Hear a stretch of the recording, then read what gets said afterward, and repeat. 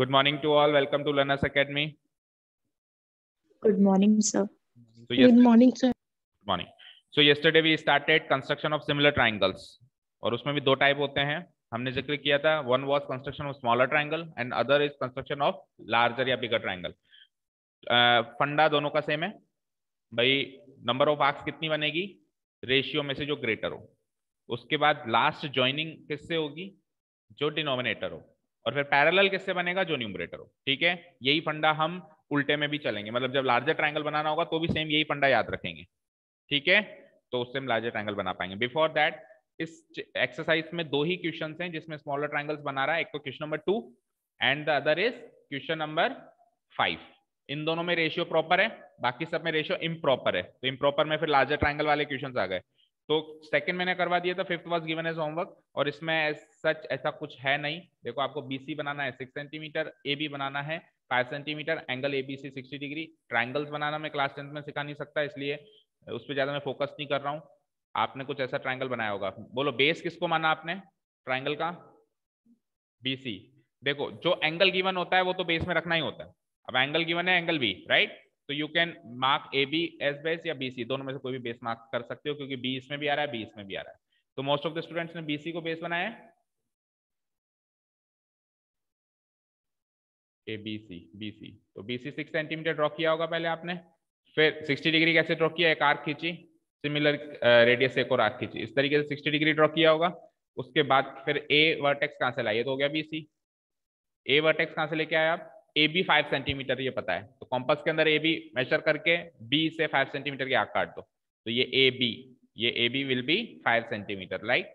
तो ये तो आपका ओरिजिनल ट्रायंगल, गिवन ट्रायंगल बन गया एक तरीके से. ठीक है, उसके बाद 3/4 रेशियो है, तो ग्रेटर क्या है? पहले एक्यूट एंगल बनाओगे, उसके बाद 3/4 रेशियो, तो ग्रेटर क्या है? 4. You will cut 4 equal arc 1 2 3 4, right?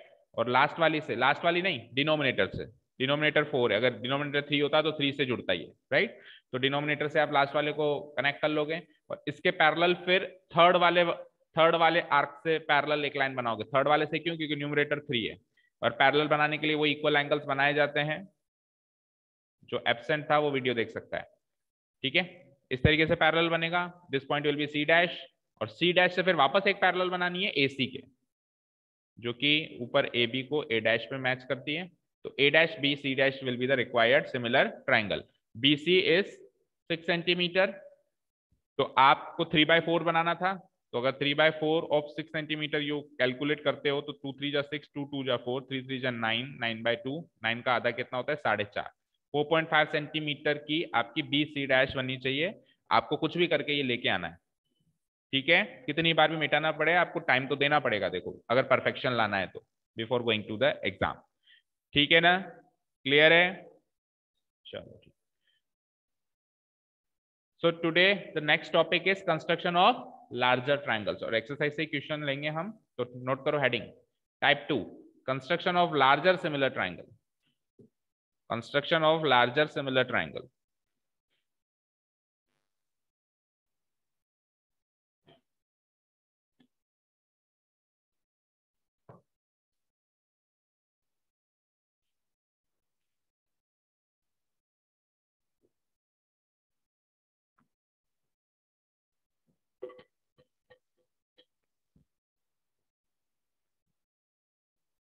देखो बच्चों, मैं किसी को फोर्स नहीं कर रहा हूं.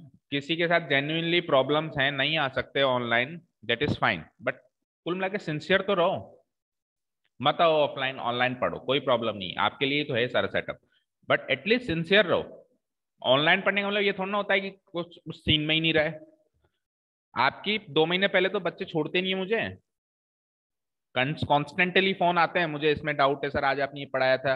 ये रवैया होता है बोर्ड स्टूडेंट्स का. 2 महीने पहले तो मैसेजेस पे मैसेजेस आते हैं, अलग अलग स्क्रीनशॉट्स खींच के भेजते हैं, सर ये कैसे होगा, वो कैसे होगा, एक्स्ट्रा क्वेश्चंस, ऑनलाइन क्वेश्चंस. यहाँ तो आप लोग बात ही नहीं करते हैं, होमवर्क तक नहीं करते हैं. सो चेंज योर रवैया फ्रॉम टुडे ओनली. अब ये मानो कि एक एक दिन जो निकल रहा है ना, मुट्ठी में से रेत निकलती है ना, बचा हुआ समय निकलता जाता है, इस तरीके से एक एक दिन निकल रहा है. And every single second, every single minute is very very precious. ठीक है?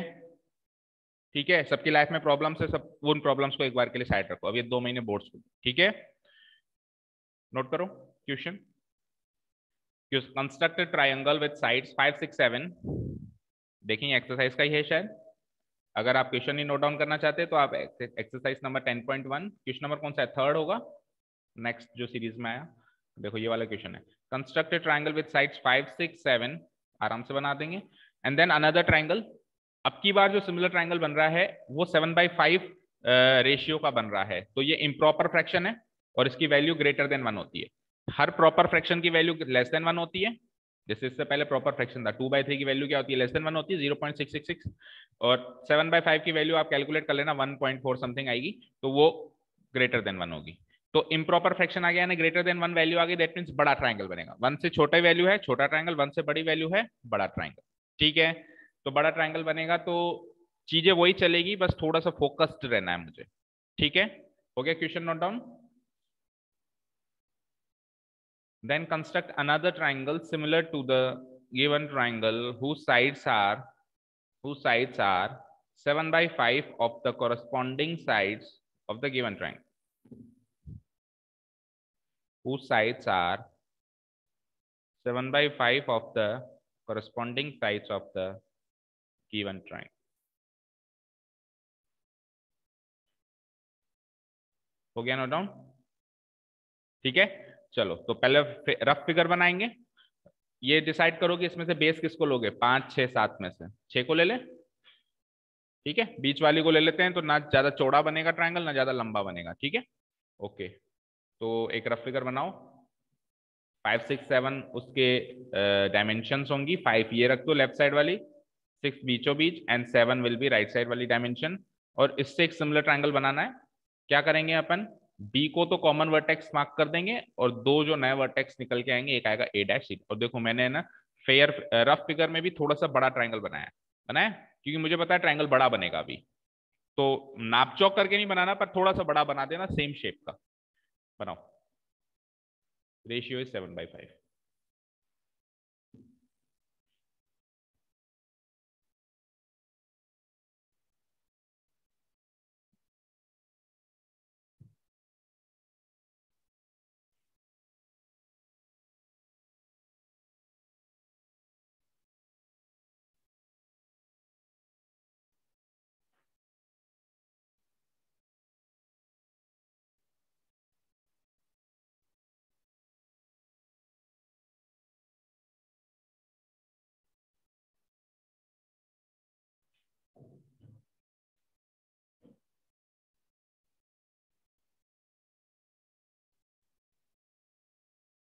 ओके, रफ फिगर का काम कंप्लीट हुआ।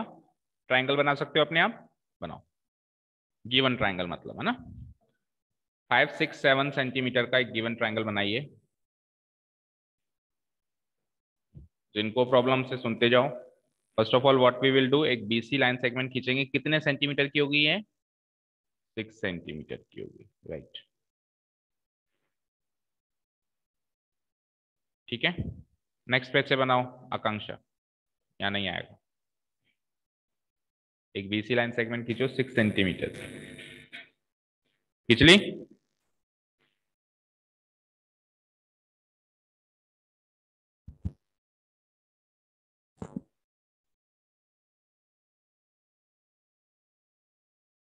देन क्या करेंगे, ये 6 था, ये कितना था, 5 था ना, तो कॉम्पस के अंदर 5 सेंटीमीटर मेजर करेंगे।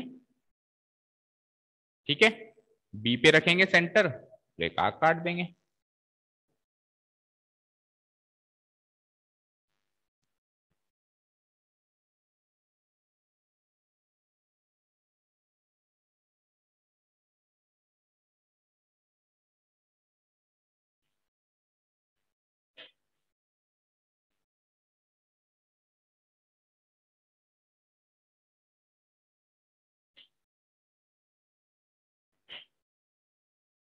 ठीक है, ओके। देन फिर AC है 7 सेंटीमीटर, तो हम क्या करेंगे, कॉम्पस में अगेन 7 सेंटीमीटर मेजर करेंगे और सी पे सेंटर यूज करेंगे, और वो कटी हुई आर्क पे एक और कट लगा देंगे, एक और आर्क कट कर देंगे, तो एक और आर्क काट देंगे, उनका पॉइंट ऑफ इंटरसेक्शन ले आएंगे, and that point of intersection will be A. उस ए को हम ज्वाइन कर देंगे बी से एंड सी से, तो आपका गिवन ट्राइंगल ABC कंप्लीट हो जाएगा। Triangle ABC given triangle complete हो जाएगा।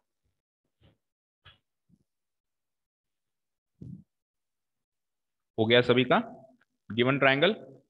अब अभी अभी आपने गिवन ट्रायंगल बनाया है, स्केल उठाओ और देखो उतना तो बना है ना, क्या अभी से ही गलती है?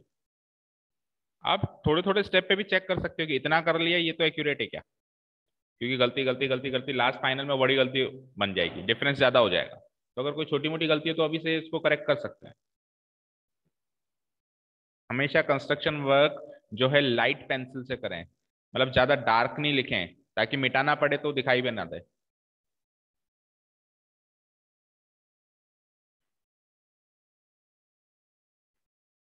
आ रहा है उतना 5 6 7? ओके ठीक है। अब सिमिलर ट्राइंगल बनाने का प्रोसेस स्टार्ट करें। यहां से क्या है पहली स्टेप सिमिलर ट्राइंगल्स में? सबसे पहले बनाते हैं एक्यूट एंगल। सबसे पहले बनाते हैं हम acute angle. Draw any acute angle. जितना ज्यादा खुला वो खुला एंगल बनाओगे उतना ज्यादा एक्यूरेटनेस आएगी उसके अंदर।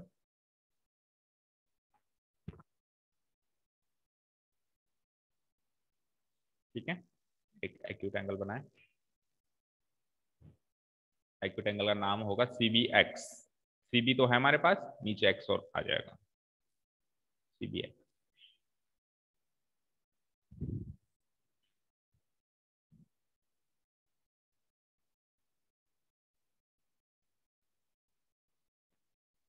एक्यूट एंगल बन गया सभी का। ओके अब आर्क्स काटनी है इक्वल रेडियस में। कितनी? 7 या 5 या 13? सम तो होता नहीं है इसमें, 13 तो होगा नहीं। Greater, very good. 7 एंड 5 में से ग्रेटर क्या है? 7 है, तो we will cut 7 equal arcs on the ray dx and mark them b1 b2 b3 up to b7।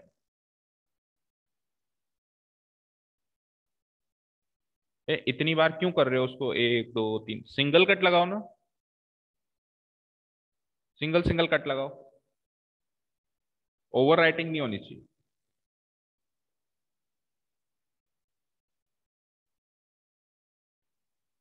आराम से ऊपर रखो नोटबुक को, नोटबुक को ऊपर रखो बेंच पे। ये बैग ये बुक हटाओ नीचे से। अब काटो। हो गई 7 आर्क्स।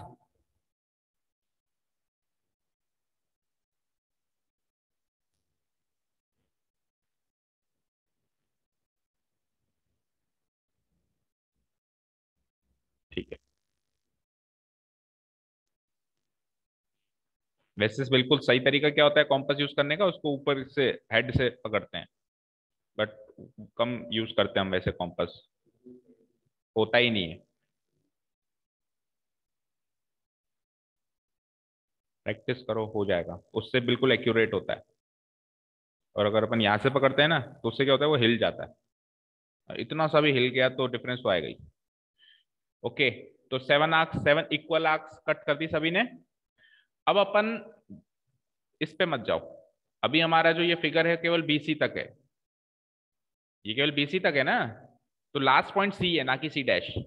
आप कहोगे सर पहले की तरह ही तो किया है, देखो आपने लास्ट से लास्ट जोड़ा, कहाँ जोड़ा है लास्ट से लास्ट? ये पॉइंट तो बाद में आया है। अभी लास्ट पॉइंट क्या है? सी। देखो मैंने सी को लास्ट से कहाँ जोड़ा है? मैंने किससे जोड़ा है? B5 से जोड़ा है। Why B5? Because denominator is 5। तो B5 से सी को ज्वाइन करो।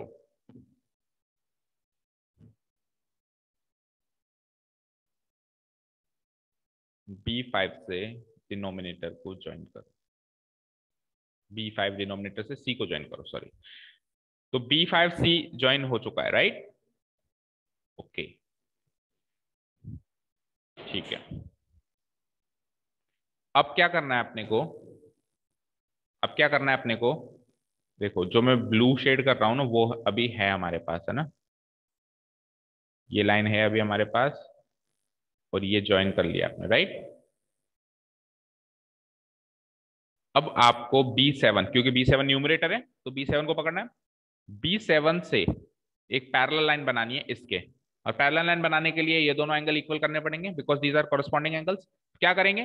B5 पे रखूंगा कॉम्पस, थोड़ा खोलूंगा, एक आर्क काटूंगा, सिमिलर रेडियस की आर्क B7 पे रखूंगा कॉम्पस, आर्क काटूंगा। ठीक है, फिर से सुनो आकांक्षा। B5 है आपके पास, B5 से आप कॉम्पस को उठाओ, थोड़ा खोलो, पहले से थोड़ा सा खोल लो, है ना, और एक आर्क काट दो, ऐसे कट जाएगी। ये आर्क दोनों पे इंटरसेक्शन होनी चाहिए, यहाँ पर भी और यहाँ पर भी। अब रेडियस को छेड़छाड़ मत करना, सेम रेडियस B7 पे रखो, ठीक है, और B7 से भी इंटरसेक्शन कराओ। अब इंटरसेक्शन जब आप कराओगे तो ये पॉइंट तो मिल जाएगा, और वो अभी ये वाली लाइन तो है नहीं ना अभी आपके पास, तो उधर उसको खाली रहने दो, इस तरीके से एक आर्क बना दो, बनाओ सेम रेडियस की आर्क B5 एंड B7 से।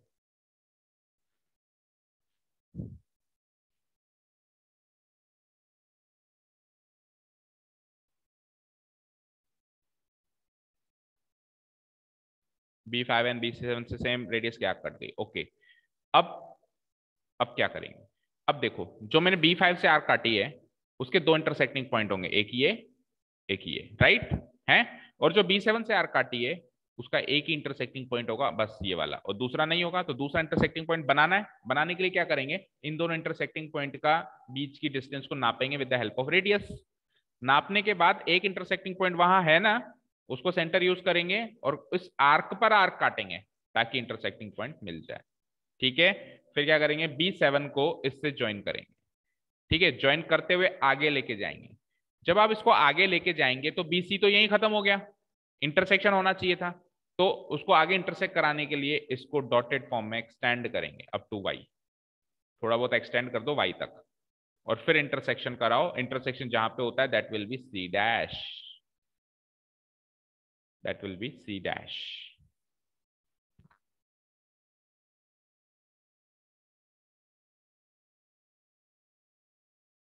इस तरीके से मिलने वाला है मुझे C डैश।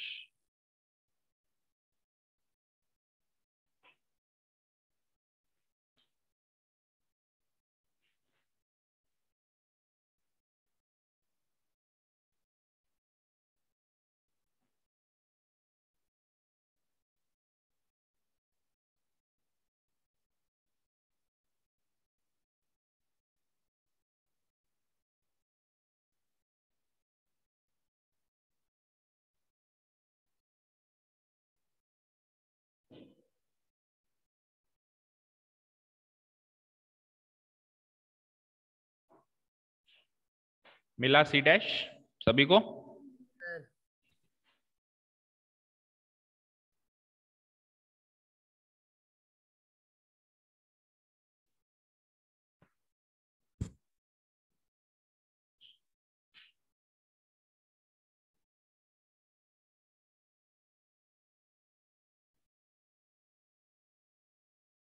अपन जब फ्री टाइम पे बैठे रहते हैं तो अपन कई बार अपने फिंगर्स के साथ ऐसे करते हैं, कौन कौन करता है?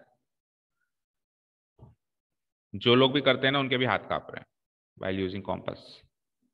हाँ देख, आई कैन सी, या तो ठंड के मारे कांप रहे होंगे, आई डोंट नो, बट ये साइंटिफिक फैक्ट है। जो ये अपन करते हैं ना उनके आगे चल के, वैसे तो कहते हैं बुढ़ापे में, लेकिन आजकल जवानी में ही कांपने लग जाते हैं। ग्लास पानी का ले रहे हैं और ऐसे हाथ कांप रहे हैं, सो स्टॉप डूइंग दैट। भाई कभी कभी चलता है, पर उसको फ्रीक्वेंट आदत मत बनाओ जब भी बैठे हैं और ऐसे ऐसे किए जा रहे हैं ना।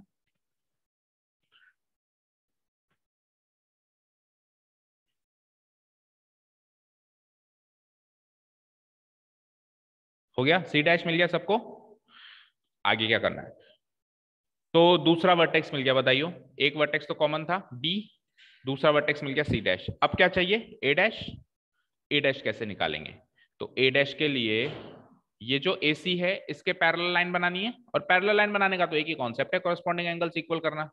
अब कॉरेस्पॉन्डिंग एंगल्स ये इक्वल करने हैं, कैसे इक्वल करूंगा, C पे रखूंगा, एक आर्क काटूंगा लाइक दिस, और अभी आप रेडियस चेंज कर सकते हो चाहो तो, है ना। इस समय जब आप देखो, मेरी बात सुनो, जब आपने नीचे के एंगल्स इक्वल किए, ये एंगल्स इक्वल कर लिए, तो आपने कुछ रेडियस इक्वल रखी होगी, कुछ चेंज की होगी। अब इसका मुद्दा खत्म हो गया ना, ये मुद्दा खत्म हो गया, अब नया मुद्दा शुरू हो रहा है। अब नए एंगल्स वापस इक्वल कर रहे हो, तो आप इस जगह जाके आप चाहो तो रेडियस बदल सकते हो, अगर आप बदलना चाहते हो। अगर आपको लग रहा है यार कॉम्पास बहुत छोटा हो गया, थोड़ा सा खोल लूं, तो आप इस जगह पे खोल सकते हो, ठीक है। तो you can take any radius you like, और आप क्या करोगे, सी को सेंटर यूज करोगे and you will cut an arc, और सेम रेडियस आप C डैश को सेंटर यूज करके भी काटोगे। करो।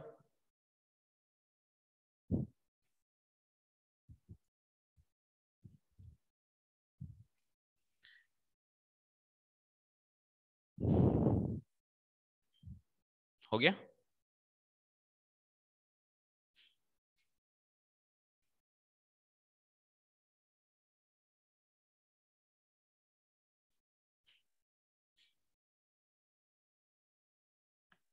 हो गया। देन क्या करना है हमको, अब जब हमने ये वाली आग काटी,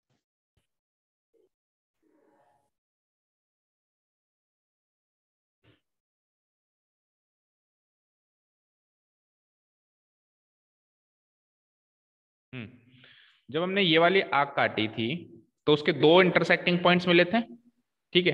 लेकिन जब हमने ये वाली आग काटी तो एक ही मिला, तो उसका दूसरा इंटरसेक्टिंग पॉइंट चाहिए और वो सेम इसकी तरह होना चाहिए। तो क्या करेंगे, इसको नाप के उधर काट देंगे। इसको यहाँ पे मेजर करो, ये डिस्टेंस, इसके बीच की डिस्टेंस कॉम्पस में फीड करो, फीड करके इसको सेंटर की तरह यूज करके इस कटी हुई आर्क पे एक कट और लगाओ, तो ये इंटरसेक्टिंग पॉइंट मिल जाएगा। हाँ फिर से बोलो, मिल गई। ओके, तो ये इंटरसेक्टिंग पॉइंट मिल गया। इसको सी डैश से ज्वाइन करते हुए आगे एक्सटेंड करते जाना है, और आगे एक्सटेंड वो ए बी से मिलना चाहिए, बट क्योंकि बड़ा ट्राइंगल बन रहा है तो वो ए बी के अंदर तो नहीं आएगा, ए बी के बाहर आएगा। तो जैसे हमने सी को वाई तक एक्सटेंड किया, तो वैसे ही अपन क्या करेंगे, बी ए को एक्सटेंड करेंगे डॉटेड फॉर्म में अप टू जेड, और उस बी और जेड के बीच में वो जहां पर भी इंटरसेक्शन हो रहा है that point is a dash. Fine, समझ आया। ऊपर का अगर छुप रहा हो तो एक बार दिखा देता हूं मैं। देखो एक्सटेंशन तो करो, लास्ट पॉइंट तो डाल दो जेड, एक्सटेंशन तो करो जेड तक, और इसके बीच में ये पैरेलल लाइन बनाते टाइम ये इस बी जेड को जहां पर भी इंटरसेक्ट करे उस पॉइंट को मार्क कर दो ए डैश। तो third and the final vertex आपके पास मौजूद है A dash B C dash will be your required triangle. अपना अपना फिगर खुद ही देखो, सिमिलर दिख रहा है कि नहीं दिख रहा है, शेप वाइज दिख रहा है ना, और बड़ा भी दिख रहा है। हाँ, अब एक बार एक आध साइड नाप लेते हैं कि कुछ डिफरेंस तो नहीं है ना। तो रेशियो क्या था, 7/5। 7/5 तो बहुत अच्छा रेशियो, 5 से हर कुछ कट जाता है ना। ओके, तो कोई भी एक साइड नाप लो, बीसी नाप लो चलो। तो बीसी कितने सेंटीमीटर की थी, 6। तो 7/5 ऑफ 6 अगर हम करेंगे तो इट विल बी लाइक 4.2। कैसे जल्दी से कैलकुलेट किया मैंने, 7 6 जा, नहीं गलत किया ना, 2.1। 7/5 ऑफ 6 तो 8.4, 8.4, 8.4 होगा। देखो 7 6 जा होता है 42, 42/5 हुआ, मैंने कुछ नहीं किया, मैंने इंटू टू कर दिया। तो 84/10, एंड 84/10 क्या होता है, 8.4। ठीक है, तो अब ये 8.4 होनी चाहिए, बी से लेके सी डैश मेजर करो। एग्जैक्ट, एग्जैक्ट आ रही है, 9 आ रही है, बहुत ज्यादा डिफरेंस है। देखो क्या गलती करी। अच्छा आप ये देखो कि ये लाइंस आपकी पैरेलल दिखाई दे रही है क्या, नहीं, ये सी डैश तो नीचे वाली लाइन से आता है ना, नीचे वाली लाइन से आपकी पैरेलल दिखाई दे रही है क्या, दिख रही है पैरेलल। देखो ये सी डैश कहां से आता है मुझे बताओ, सी डैश इन दोनों को पैरेलल करने से आता है, और ए डैश कहां से आता है, उन दोनों को पैरेलल। तो अगर सी डैश में गलती है दैट मीन्स गलती नीचे, और ए डैश में गलती है दैट मीन्स गलती ऊपर। देखो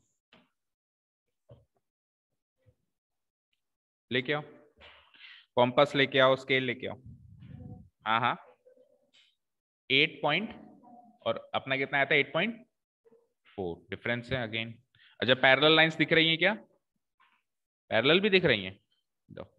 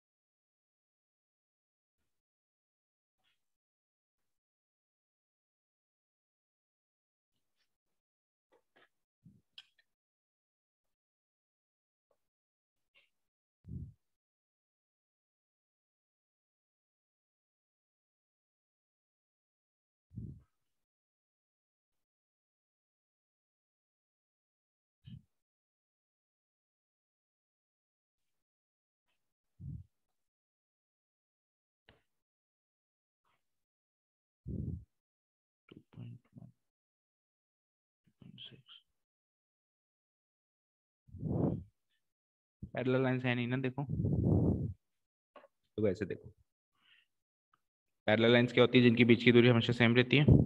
यहाँ पे क्या डिफरेंस आ रहा है 2.6 का, तो ये 2.6 चलना चाहिए था, ऊपर चलते चलते यहाँ तक आते आते दिस डिफरेंस इज ऑलमोस्ट 3, और ऊपर चले गए तो ये 3 का डिफरेंस हो गया। अच्छा हमारा कितना आ रहा था 8.4, 8.4 मीन्स 6 + 2.4 होना चाहिए आगे, और डिफरेंस कितना हो चाहिए 2.4, तो 2.4 ही नीचे आना चाहिए है ना। ये डिफरेंस यहाँ पर भी कितना आना चाहिए 2.4 का ही आना चाहिए।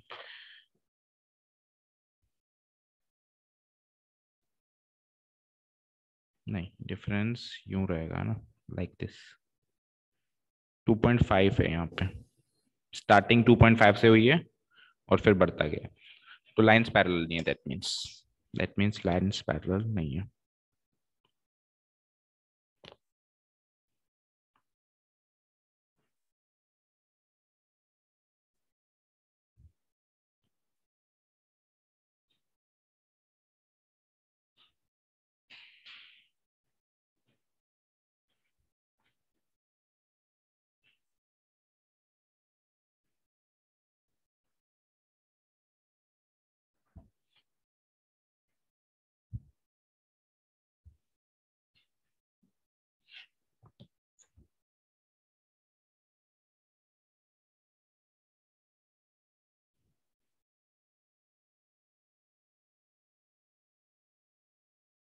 हेयर यू को देखो,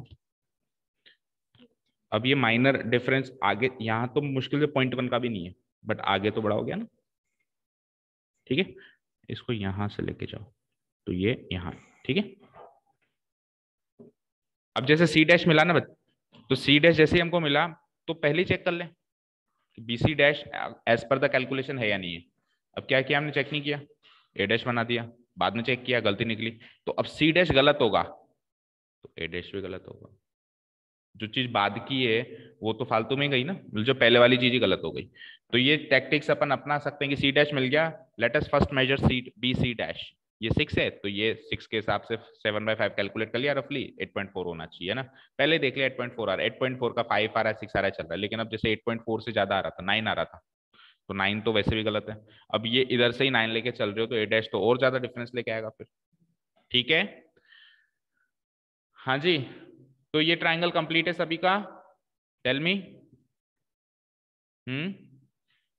ठीक है, ओके। जस्टिफिकेशन की बात करें एक बार जल्दी से, अगर जस्टिफाई के लिए आ जाता है, आजकल देता नहीं है जस्टिफिकेशन के क्वेश्चंस, सीधे construction and steps of construction देता है, बट इन केस जस्टिफिकेशन के क्वेश्चंस आ जाए, क्योंकि एक्सरसाइज में लिखा हुआ है कि गिव जस्टिफिकेशन, कि ये अब ये दोनों ट्राइंगल्स सिमिलर क्यों है, व्हाई आर दे सिमिलर, आपको कैसे पता चला सिमिलर है ना।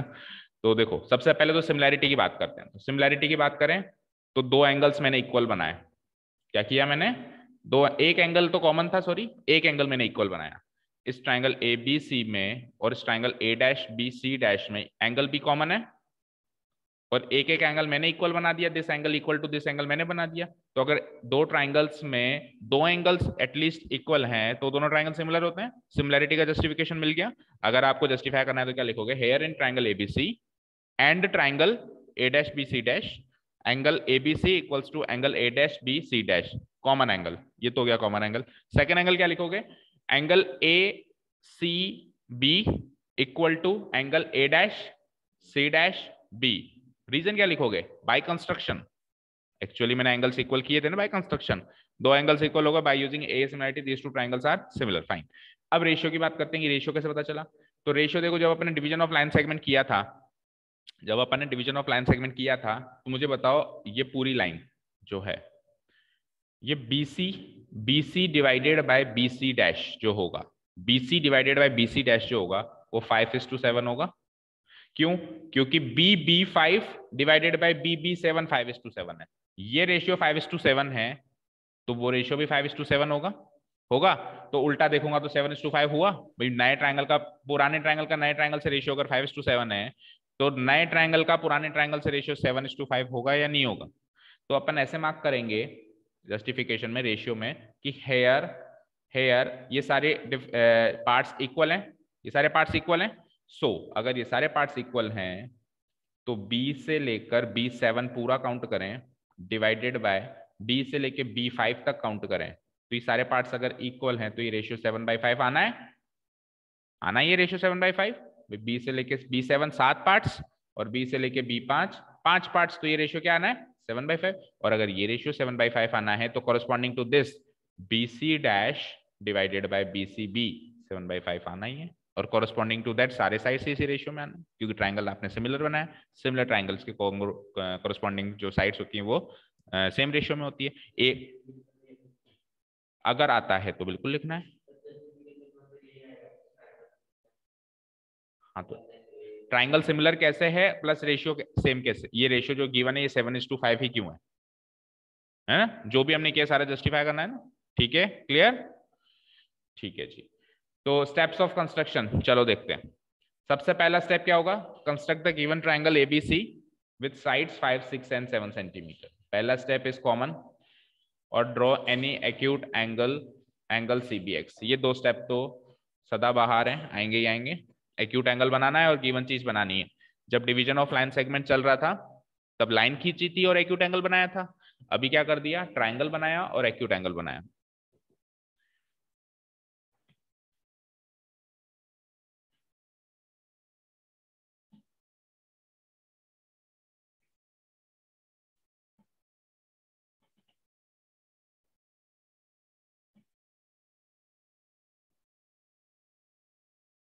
अब से अपन हर संडे को एक डाउट सेशन प्लान करते हैं टिल द एग्जाम्स। तो आपकी क्लास 10th वाली जो क्लास रहेगी उसको मैं सबसे लास्ट में रखूंगा, संडे के दिन मॉर्निंग में, है ना? लास्ट में रखूंगा तो उसके बाद कोई क्लास नहीं होगी, तो you can ask all of your doubts. जो चल रहा है उसमें से, जो चल चुका उसमें से रिवीजन तो स्टार्ट करना ही है आपको, मैं कहूँ ना कहूँ। मेरे इन्विटेशन का वेट मत करना कि बेटा रिवीजन स्टार्ट कर दो अपना अपना। जब भी फ्री टाइम मिले कोई भी एक्सरसाइज उठाओ, कोई भी चैप्टर उठाओ, रिवाइज करना शुरू कर दो। डाउट्स आए पूछते जाओ, जिसका जितना कोर्स हुआ फाइन। अब प्रॉपर वे में कोर्स करने का टाइम किसी के पास नहीं है, जिसका हो गया ठीक है, जिसका नहीं हुआ तो भी ठीक है। करते जाओ, डाउट्स पूछते जाओ, करते जाओ, डाउट्स पूछते जाओ। तो हर संडे को आप 1 घंटा, आधा घंटा, 2 घंटा, जितनी भी देर रुकना चाहें आफ्टर द क्लासेस आपको ये करना है। बट उसके लिए आपके पास आपकी पेरेंट्स की परमिशन होनी चाहिए। मतलब कल को पेरेंट्स ऐसे ना कहो कि सर ने रोका, पेरेंट्स से परमिशन लेके आएंगे, ठीक है? क्लियर है? Okay, third step is using B S centre. देखो क्या किया था हमने, हमने ये एक्यूट एंगल बना दिया, फिर B को सेंटर लिया और 7 इक्वल आर्क्स काटी। 7 ही क्यों काटी? बिकॉज 5 और 7 में से ग्रेटर जो है वो 7, ठीक है? तो क्या कहूंगा मैं, और किस पर काटी, BX पर काटी, और किस किस पॉइंट्स पर काटी, B1 B2 B3 up to B7 तक, और किस तरह से काटी, such that BB1 B1 B2 B3 ये सब इक्वल है, ठीक है? सारी बात एक ही स्टेप में लिखेंगे। यूजिंग B एज सेंटर, और रेडियस कोई भी ले सकते हो, taking any radius, cut 7 equal arcs. Y7 greater of 2 ratio 7:5। 7:5 में से जो ग्रेटर है इसलिए 7 लिया मैंने।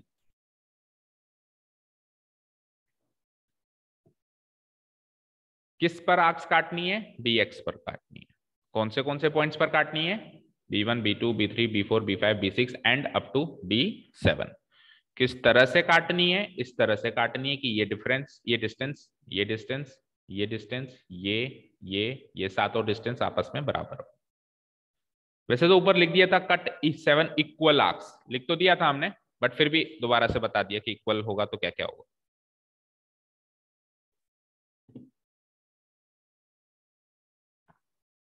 हो गया third step complete.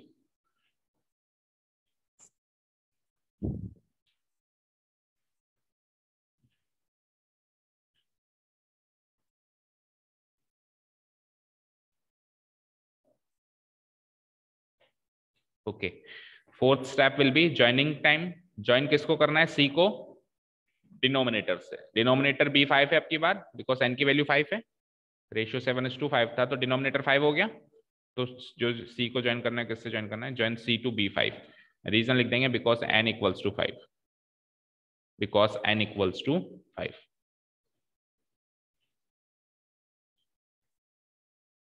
Step number 5, अब B7 पकड़ेंगे। B7 ही क्यों पकड़ा मैंने? बिकॉज न्यूमरेटर 7 है। Through B7, why B7? Because m की वैल्यू है 7। क्या करना है? कंस्ट्रक्ट अ लाइन, एक लाइन बनानी है जो कि पैरेलल होनी चाहिए किससे? वो जो B5C ज्वाइन किया ना आपने, ये जो ज्वाइनिंग हुई तो ज्वाइन हुई तो एक लाइन बन गई, इस लाइन के पैरेलल एक B5C के पैरेलल एक लाइन बनानी है। लाइन पैरेलल बनाने के लिए कुछ एंगल्स इक्वल करने पड़ते हैं। कौन सा एंगल इक्वल करोगे नीचे से आप? एंगल B7 C' को इक्वल करोगे। एंगल ऑलरेडी बना हुआ एंगल कौन सा है? Angle B5 6 bracket closed. Parallel line का काम हो गया। अब ये जो पैरेलल लाइन बनी है ये BC को C' पे तो छुएगी, बट C' आएगा कहां से? जब BC को प्रोड्यूस करेंगे अप टू Y। गलत किया है? अच्छा 6 लिखा हुआ है, वो C आएगा उसकी जगह। हाँ, वो C और 6 एक साथ साउंड करते हैं तो हो सकता है लिखने में आ गया हो। एंगल B5C है भाई ये।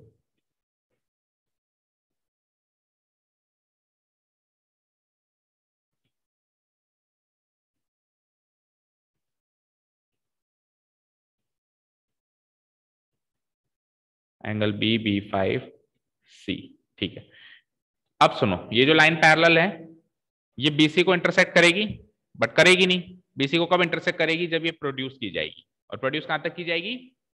आपने लास्ट जो आर्क का वो एरो मार्क किया वहां Y लिख दिया ना, तो हमने BC को Y तक प्रोड्यूस किया, तो उस प्रोड्यूस्ड लाइन पे वो C' पे इंटरसेक्ट कर रही है, जो आपने पैरेलल लाइन बनाई है। फाइन, यहां तक क्लियर है? C' मिल चुका है। अब C' से चाहिए A'। तो अगेन ये 5th नंबर स्टेप रिपीट होगा। थ्रू B7 लिखा था, तो अब क्या लिख दूंगा? Through C'। C' से अगली लाइन बनाई थी ना हमने, अगली parallel line. Through C' again क्या करेंगे? एक लाइन पैरेलल बनाएंगे। ऑलरेडी बनी हुई लाइन अब की बार कौन सी है? CA है। और ऐसा करने के लिए फिर एंगल इक्वल कौन सा करेंगे? By making angle BC'A'। ये तो बनाना है, ऑलरेडी बना हुआ एंगल कौन सा है? BCA, इसके इक्वल बना देंगे। और ये जो लाइन पैरेलल बन रही है, अब BA को प्रोड्यूस करना पड़ेगा। और कहां तक प्रोड्यूस करना पड़ेगा? Z तक। Z तक प्रोड्यूस करेंगे, तो प्रोड्यूस करने के बाद पॉइंट कौन सा मिलेगा मुझे? A'। ठीक है। कैन आई राइट BA की जगह AB? जवाब दो। अगर मैं यहाँ पे AB लिखूंगा तो वो करेक्ट होगा या गलत हो जाएगा? Very good.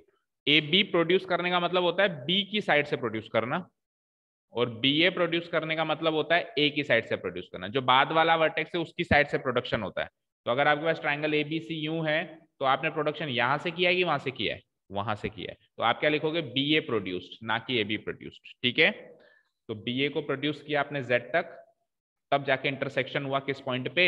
A' पे। मिल गया A' भी। फाइनल स्टेप विल बी दस ट्रायंगल A' B C'। ये फाइनल ट्राइंगल है मेरा। A' B C' is the required similar triangle whose sides are 7/5 of the corresponding sides of triangle ABC. This will be our final step.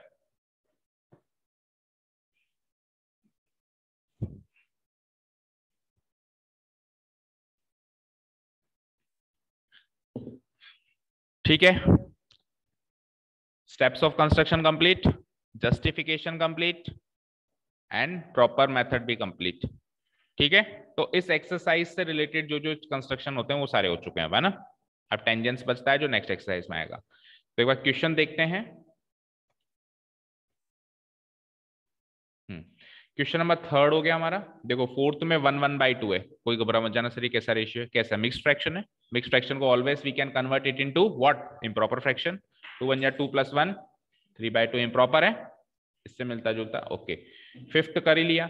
6th में देखो, 6th क्या है? 4/3 times है, तो improper हो गया।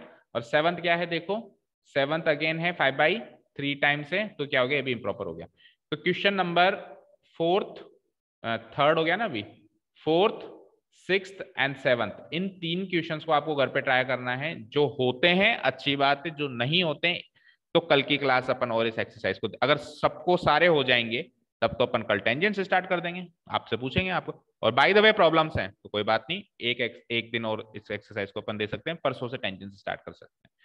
ट्राई जरूर करना है घर पे सबको, ठीक है? So everyone will try question number 4th 6th and 7th at your homes. ठीक है, fine. Okay, thank you so much for listening to us. Have a nice day. Keep learning and bye. Class 12th, please leave and rejoin.